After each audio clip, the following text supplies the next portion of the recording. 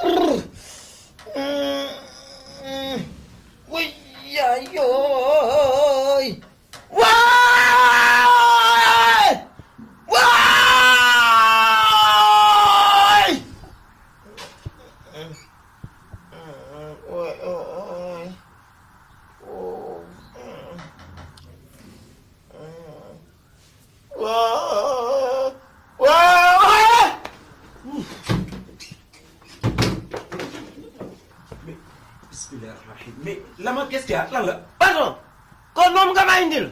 kan moom. lu mu yuuxu ni moom kan. foo ko teg indi nga ma. lu mu indi. ah kan lay indi. man damay gent wala indi nga ma ko teg gentaan. qu'est-ce que ça veut dire. ah anamu. moom nga ma indi. kan laa lay indi. kon dama doon gente. vous vous rendez compte. oh. ah mais gént hein tes cauchemars mais il faut les gérer hein. Tu te rends fou, tu nous rends dingue là, mais non, non, non, non. Non, il faut se soigner, hein. Cauchemar, c'est faible là. Hein. Qu'est-ce que c'est que ça? Allez, allez-vous-en, allez vous dormir. Là. oh. fu gente gi commencé neexee foofu la dagge. oh. oh. gente gi waroon na egg nag. ah bi gente neex na waaye. ah bi gente neex na. bu dee gente yi yëpp nii la mel de dina sax pano.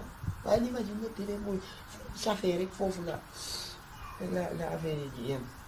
bilaay gént si boppam gént moo ñàkk kersa ci boppam gént fi affaire yi di neexee xoolal foofu lay jeexee mais mi ngi noonu sama gars yi ni la rek mercredi ak samedi bu jot nii lañ leen koy defalee indil leen benn affaire fàttali leen tuuti théâtre bi neexoon na fi defoon na fi bës bilaay gars yi def nañ fi lu ne nag mais mooy loolu di leen fàttali nag ngeen di abonné di leen abonné yéen tamit.